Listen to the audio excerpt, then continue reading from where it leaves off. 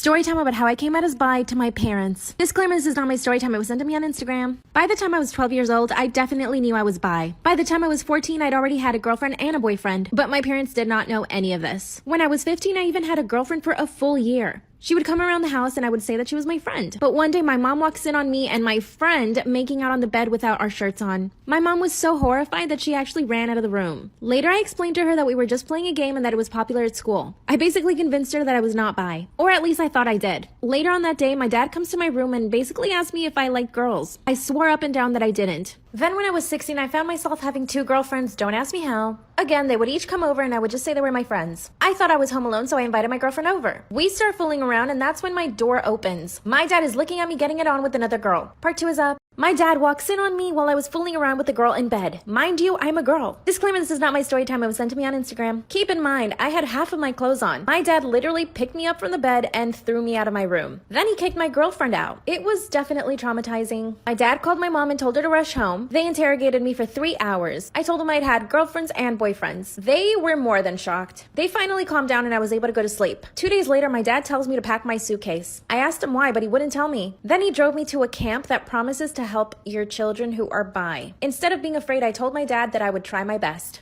I lasted about 2 days there. They basically made us do Bible study, and I was made to feel like a perv. So I packed my little suitcase and I left. No, of course, I packed my suitcase, climbed 2 walls, and I was free. That's when I heard a really scary alarm. Part 3 is up. I thought I was free, but then I hear an alarm sound. That's when I heard footsteps behind me. I started running and I got to a main road. Luckily, a bus was pulling up right on time. I get on the bus and I go straight to my girlfriend's house, which was about 2 hours away. That means they would have already told my parents I had escaped. Well, when I get to my girlfriend's house, my parents are already there. But guess what? My parents weren't there to pick me up. They were there to drop off all of my things. Yep, that's right. They kicked me out of the house. Thankfully, my girlfriend's family were super cool and they let me live with them. When I turned 18, I got an apartment and a roommate. My entire family stopped talking to me. It's been 4 years since I last saw my parents. I recently got hired at my dream job, so I went to my parents' house and I told them. I also came out to them properly. At least this time I was not yelled at. I speak to my mom on the phone every now and then, but I feel like I should talk to my dad again. What do you guys think? I just want them to accept me.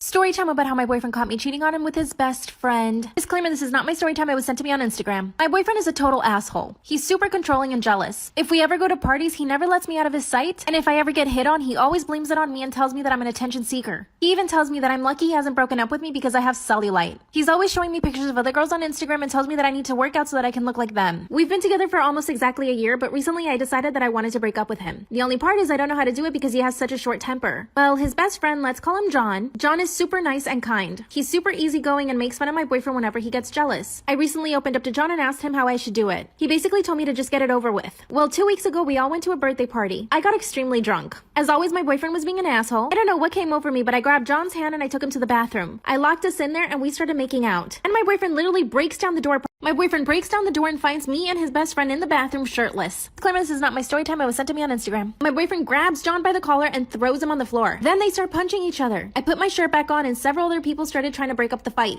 When they finally separated, I told my boyfriend that I didn't want to be with him and that I was breaking up with him. And he grabbed my arm really hard, pulled me out of the party, and put me in his car. He started punching his steering wheel and I told him to calm down. That's when he tells me that I can't break up with him and that I'll never find anyone better. He drove me to my house and on the way he was interrogating me. I told him he was too jealous, controlling, and that he made me feel terrible about myself. Then he told me that that's how he shows his love. Then I told him it was over again. He said the only reason I was breaking up with him was because I was drunk. When he finally left my house, I called John to apologize for everything. That's when John told me my boyfriend had been cheating on me for months and that he actually got a girl pregnant. And worst of all, I knew the girl. Part 3 is up. I knew the girl that my boyfriend had gotten pregnant. I also knew where she lived, so I got in my car and I went over there. She opened the door and I could clearly see a baby bump. I could not believe it. She invited me in and explained that her and my boyfriend had been seeing each other for a few months and that he wanted her to have an abortion, but she didn't want to. She also told me that he threatened her. She also told me that meeting him was the worst thing that ever happened to her. That's when I started getting phone calls from my boyfriend. He started sending me messages asking me where I am, but I had turned off my location so he couldn't see.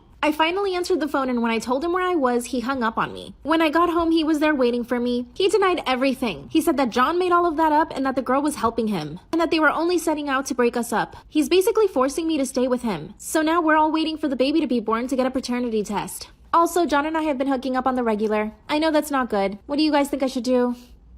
Storytime about how I just found out I'm pregnant and I don't know if it's my boyfriend's or my sugar daddy's. Disclaimer, this is not my story time. I repeat, it's not my story time. It was sent to me on Instagram. My boyfriend and I have been together for a while and everything's been okay, but we're both pretty broke. He doesn't earn a lot of money and I'm usually the one paying for a lot of stuff, but he always tries to chip in on everything. I started modeling a few years ago, but things stopped because of COVID. By the way, I live in LA and a lot of my friends are sugar babies. All of them are Instagram models and influencers, and they know so many rich guys. So I reached out to one of my friends who is a very famous influencer, and I asked her if she could set me up with a sugar daddy. I know I have a boyfriend, but I've been struggling and I just can't pay the bills anymore. She got me a date with this older gentleman who was actually pretty nice. We went out on a few dates and he basically told me what he wanted from me. I agreed to everything. A few months passed by and he asked me to marry him. Of course I had to say no. See, I still love my boyfriend. And I just found out I'm pregnant part 2. I took a pregnancy test and it came out positive. Disclaimer, this is not my story time. It was sent to me on Instagram. And that's when it hit me. I didn't know if it was my boyfriend's or my sugar daddy's. I had been seeing my sugar daddy for about 3 months at that point. So I went to the doctor to find out how far along I was. And sure enough, I was 2 months pregnant. By the way, my boyfriend had no idea I had a sugar daddy, but he also wasn't asking where all the money was coming from to pay our bills. Remember my influencer friend who got me my sugar daddy? She told me to just tell my sugar daddy that the baby was his. That way I could ensure the baby's financial future. I felt really bad saying that since I didn't know if it was his baby. So here's what I did. I told my boyfriend and then I told my sugar daddy. My boyfriend freaked out and told me to unalive the baby, if you know what I mean. And my sugar daddy asked me to marry him again. After that, my sugar daddy bought me a car and he opened up a joint account between the two of us so I have access to a lot of money. My boyfriend's just mad all the time now. My sugar daddy's being so sweet, part 3. So now that my sugar daddy gave me a lot of money, disclaimer, this is not my story time. It was sent to me on Instagram. I kind of want to break up with my boyfriend and be with my sugar daddy. My boyfriend is always angry because of the pregnancy. My sugar daddy is totally supportive. Because I wanted to break up with my boyfriend, I started looking through his phone just to see if I could find anything. You know, like an excuse to break up with him. And guess what I found in his DMs? He had been messaging a ton of girls for like 6 months. I went through every single conversation and there were about 15. Some of them are even the influencer girls who I said were my friends. I guess they're not really my friends. A week ago, I found everything and my boyfriend said that he was unhappy in the relationship and that's why he had done it. But now he's saying he wants the baby and that's why we should stay together. But my sugar daddy is being so sweet and he's so excited for the baby. What do you guys think I should do? I definitely think I should break up with my boyfriend, but what if the baby isn't my sugar daddy's? What do I do?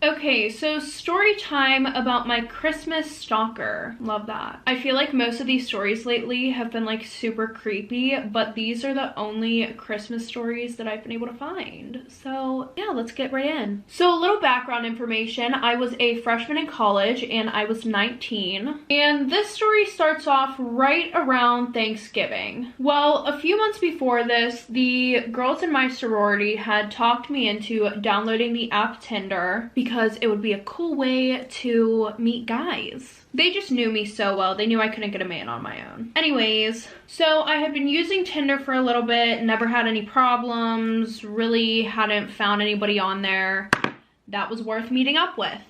Fast forward to present day, aka, like I said, a month before Christmas, I end up matching with this really cute guy on Tinder. And in all honesty, he was one of the better looking guys on there. Everybody else on there were people that, one, I already knew, or 40-year-old men looking to bag some college girls.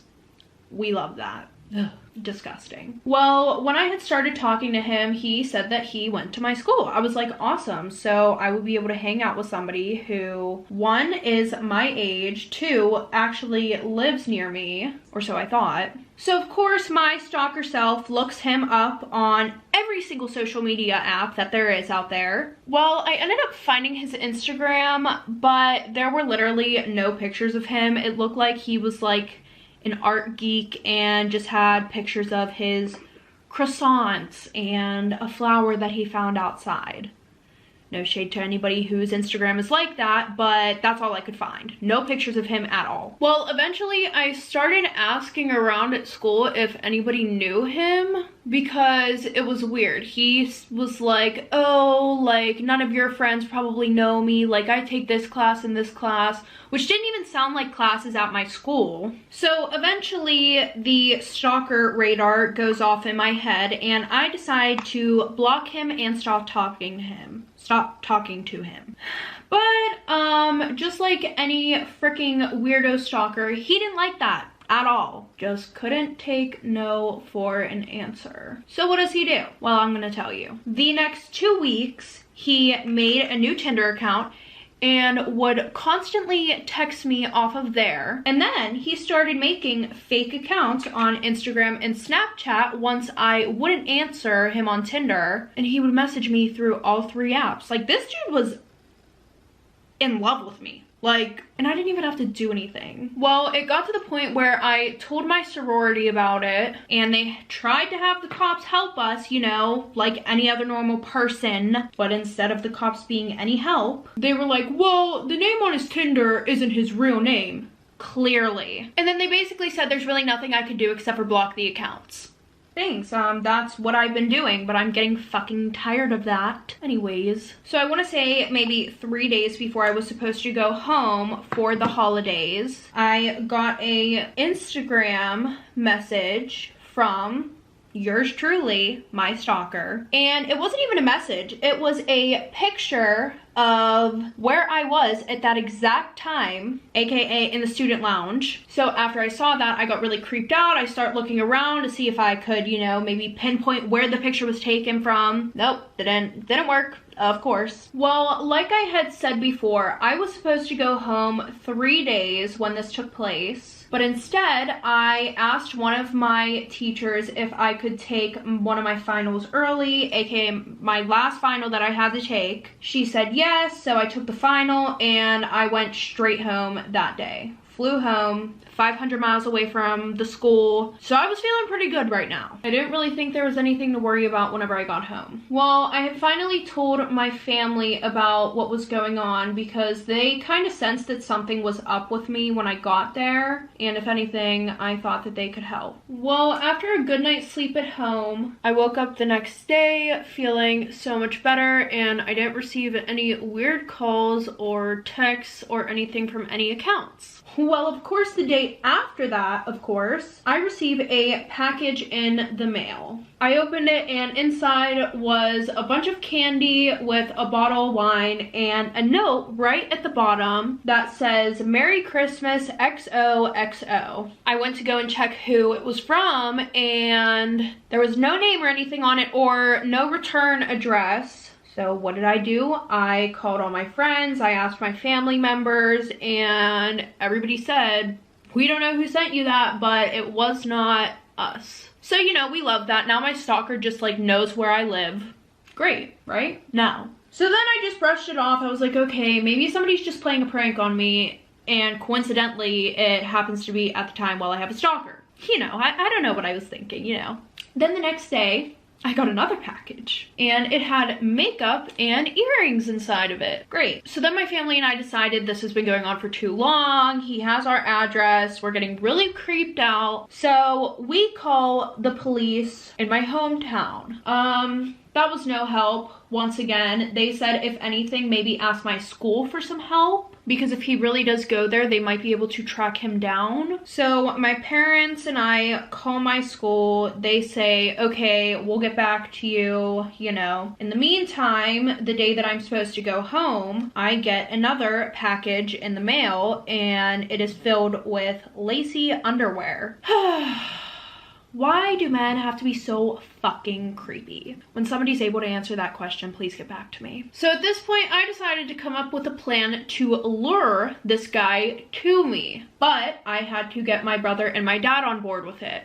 So I ended up telling my dad and my brother what the plan was. My dad didn't like it at first, but he wanted his little girl to stop being harassed. So he was like, you know what? Anything for this guy to stalk. Because at this point, we were looking at it as the police weren't, like, they couldn't do anything. And I had a feeling it was only going to get worse from there. So I sent him a message saying, let me have the next couple days with my family and I'll let you take me out on a date when I get back home. I mean, when I get back to school. Of course, he was a little skeptical at first, but I told him if he really looks how he did on his Tinder, or even just a little bit close, I'll let him take me out on a date. Which, I'm sorry, but I don't even care if you look like your Tinder at this point.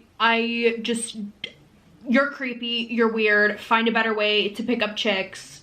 It is what it is. So, like I said, I'm playing along with this plan, and I thank him for all the gifts that he gave me. I was like, you treat me so well, you know, I'm so excited to see you. And I also may or may not have looked up a picture of a girl on the internet wearing only her bra and sent it to him so that way he would trust me more. I don't know what my tactic was, okay, leave me alone. But at the time I thought it was a good idea. And of course he bought it. So I was like, all right, plan is set in stone. We're gonna catch this guy. So the plan was my dad and my brothers were gonna fly down right after I did. And I was gonna meet up with him and then they would show up right behind me. After I landed, I told him I wanted him to meet me at a coffee shop near the airport. And he was like, oh, where are the gifts that I gave you?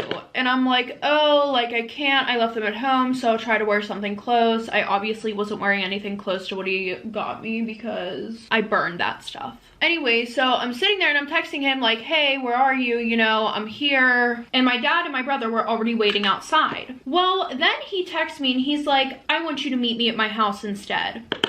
So I tried begging him to come and meet me at this place for a little bit, but it was clear that he was not gonna budge. He wanted me to go to his house. So eventually I was like, all right, screw it.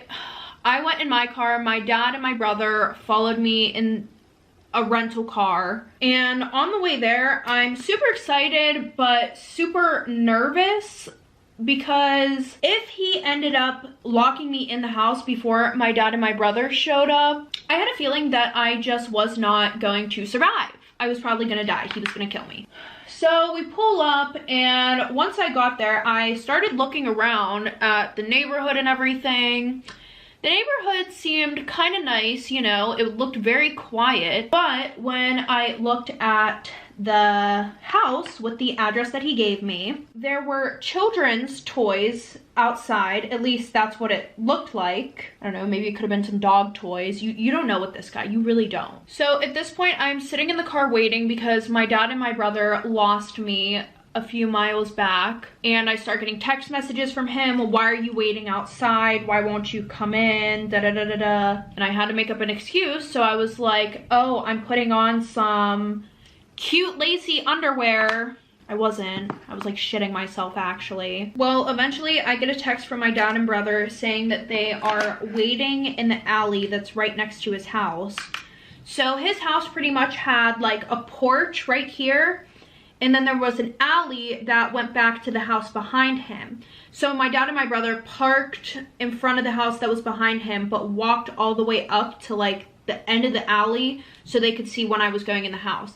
And the good thing was the stairs were right next to that alley. Thank God. So I started walking up to the door, and clearly he was watching me from the window because I got like 2 feet away from the door when all of a sudden the front door opens and he grabs me by the arm and pulls me in the house. Well, after he pulls me in, I immediately start bawling my eyes out, as I'm pretty sure anybody would do. Then he starts screaming at me, saying things like, if you set me up, I'll kill you. Nobody better have followed you here. It's like he knew I was scared. And he was like, why didn't you appreciate the gifts that I gave you? You didn't even wear anything here. Yeah, just totally taking out some maybe childhood built up anger out on me. You know, go off, sis. And then he goes, I'm not going to jail for this. Da da da da da. You might. I'm not gonna lie, you might. Well, then the front door comes flying open. I guess his dumbass forgot to lock it, but that's good for me though. Pretty much all I remember after that is my dad smacking him in the back of the head with a baseball bat. While my other brother was beating him with a sock full of rocks.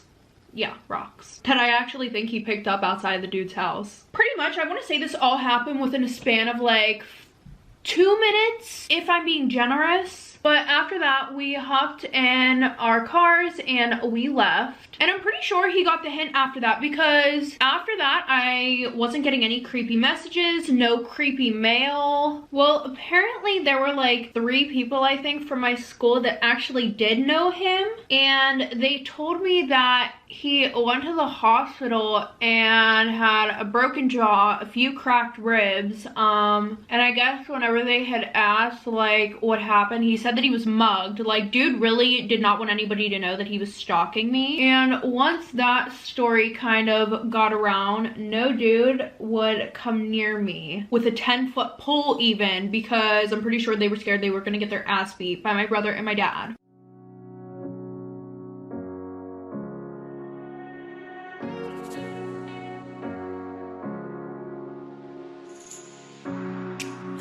Saw you coming until you turned me around. I used to think I was nothing, but look at this love we found. So give me your hand like you took mine. No, I don't ever wanna see you cry. Oh, yeah, no more tears. Oh, yeah, no more tears. Take that chance, we'll be fine. No, I don't ever wanna see you cry. Oh, yeah, no more. My 18 male parents planned on being a child-free couple, but they kept me even if I was an unwanted child because of religious beliefs. I don't remember when exactly I was told, but I always knew that I would be expected to move out as soon as I reached 18. I've been working and saving since I turned 13 and have a respectable amount in a savings account. To be fair to my parents, they provided for me financially. They were distant emotionally, but they'd never been bad. A week before my 18th birthday, they sat me down and asked if I'd found a place to move into yet. I said yes, and that was the extent of the conversation. I planned to live in an apartment with 4 other guys, but a friend's family heard about it and offered me their finished basement with separate access for a very low price, $150 a month, utilities included, no down payment required. So I jumped at the opportunity even though I knew it was a pity offer. I moved out the day after my birthday, and my parents haven't contacted me since, although I admit that I didn't reach out to them too. Yesterday, my dad called to invite me to dinner. It was awkward already, but then they asked me to move back in and said I didn't have to pay rent or anything. But here's the thing, I like my new living situation. It lacks the awkwardness and tension that I didn't even know was there until I moved out. When I said no, politely at that and thanking them for the offer, my mother started crying and left the room, while my dad started scolding me and saying that their friends were excluding them because of the rumour that they threw me out and another family had to take me in. I said that that was exactly what happened and it isn't my job to save them from the consequences of their actions and decisions. Now my extended family calls me non-stop and says I'm being an idiot. So, am I? Not the idiot. They don't want you back. They want their reputation and social life back. Your parents are cold, mean people, so don't go back for anything. Hopefully this other family welcomes you and treats you as one of their own. I'm sorry, you deserve a lot better than you've been treated so far.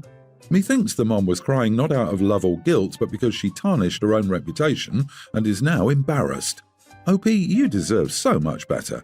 I wanted to say that your parents were bad to you. Being emotionally cold and distant is a real form of mistreatment.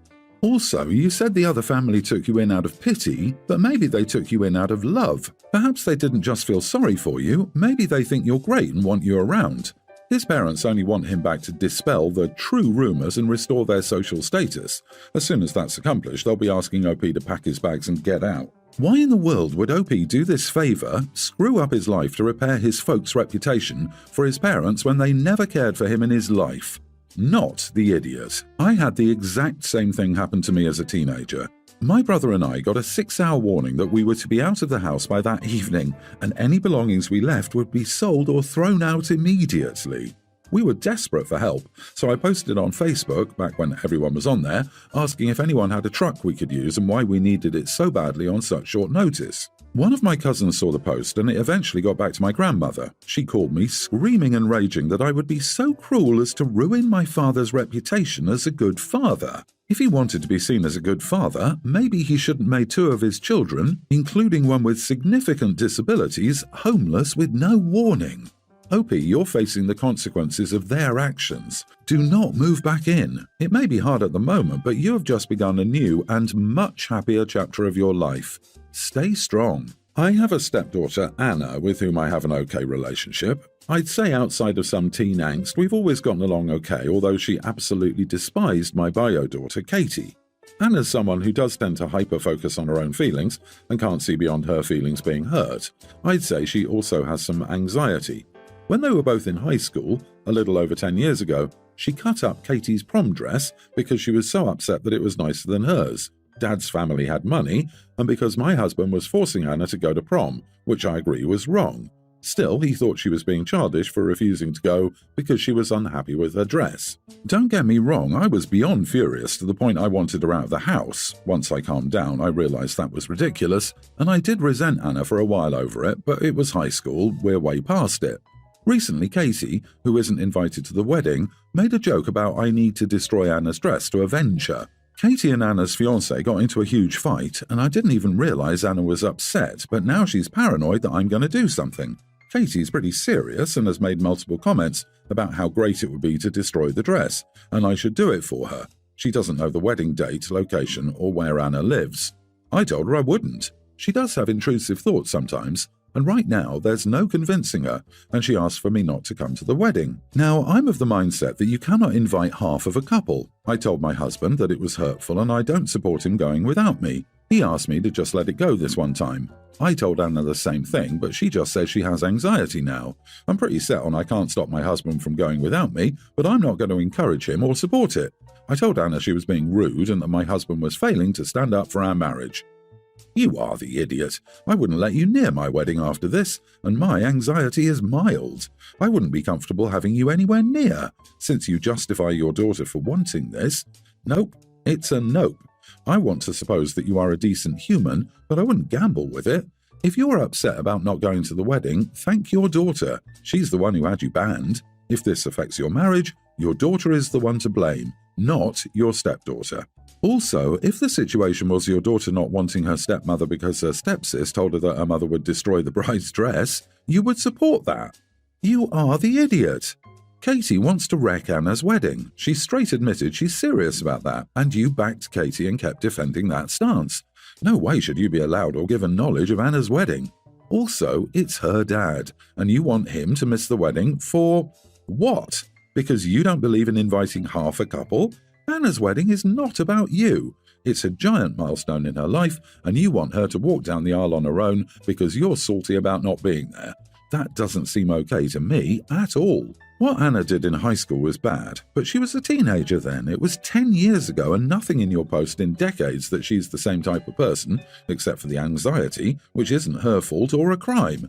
You have a bad tone about Anna, but are flippant about the fact that your grown daughter wants you to destroy a wedding dress for revenge for something that happened a decade ago. Yet you don't say that Katie can't look past her own feelings, like how you describe Anna. No wonder you aren't trusted enough to be in attendance. You claim to be past resenting Anna, but that's not true, and it shows in the way you spoke about her in this story.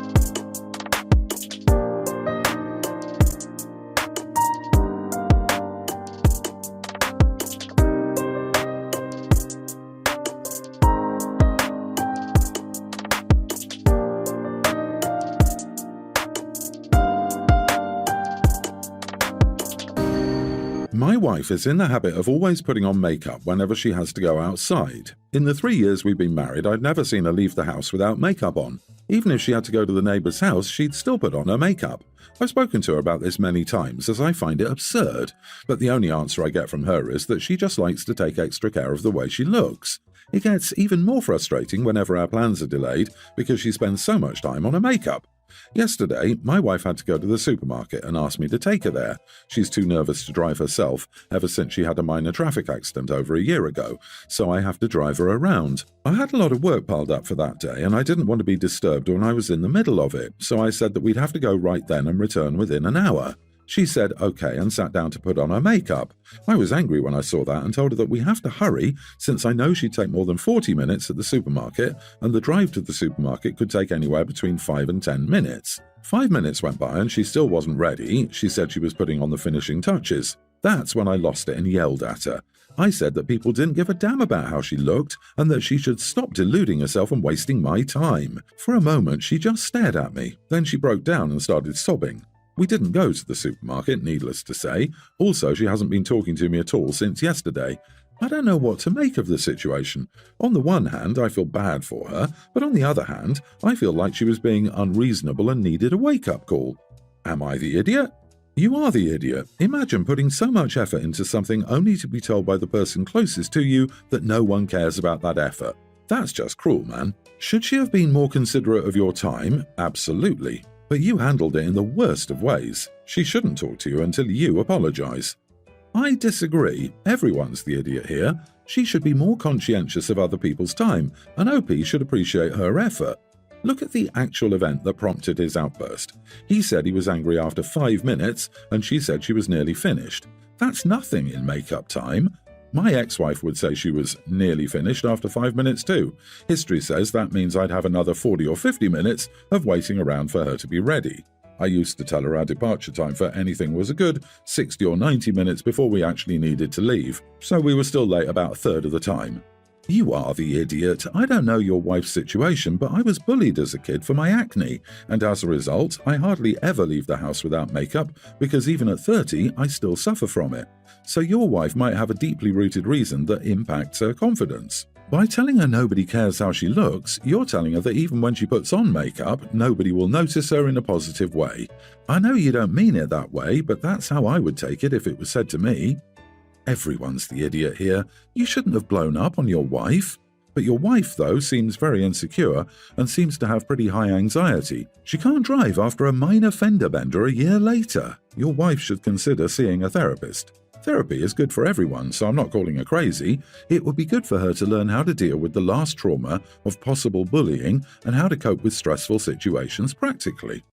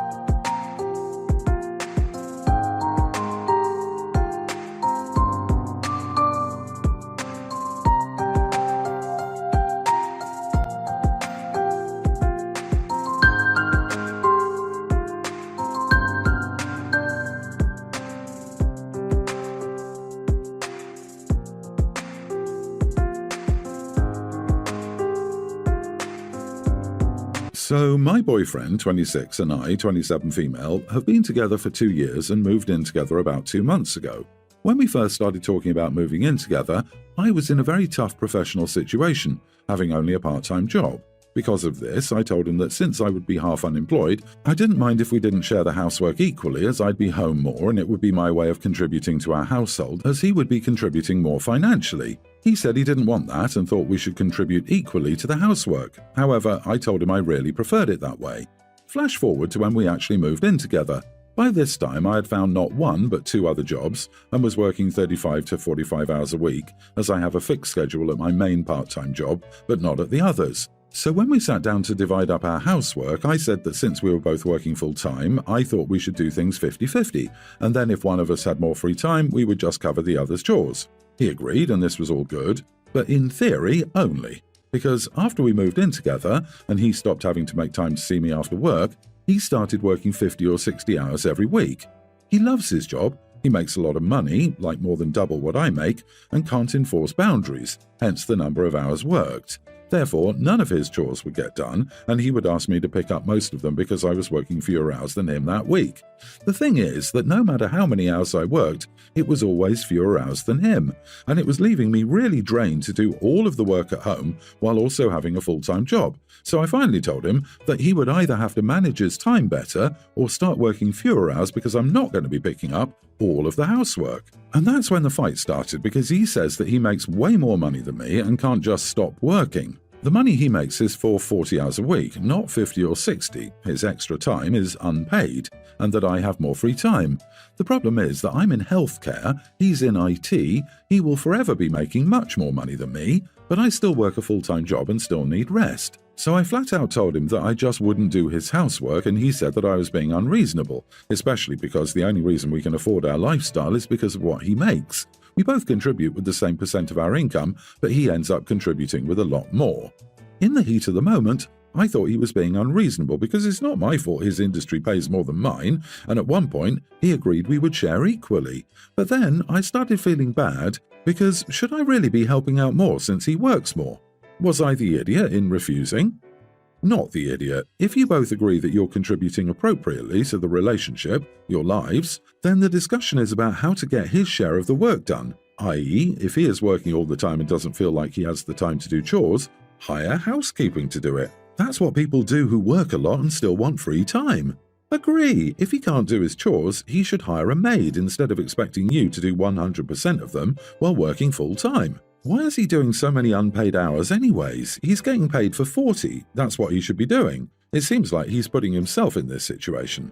It sounds like this may be more than just cleaning. If that's the case, you may want to have a frank conversation about how you fit into his life. He's not considering your needs at all in this, and putting his job first. I thought we should do things 50-50, and then if one of us had more free time, we would just cover the other's chores. According to your agreement, you have more time, so you should cover his chores. He's also paying for a majority of the bills based on his income, and that income requires he works more hours. You are the idiot for thinking the housework should be 50-50 when the bills are not, but there's a solution that doesn't involve you doing everything.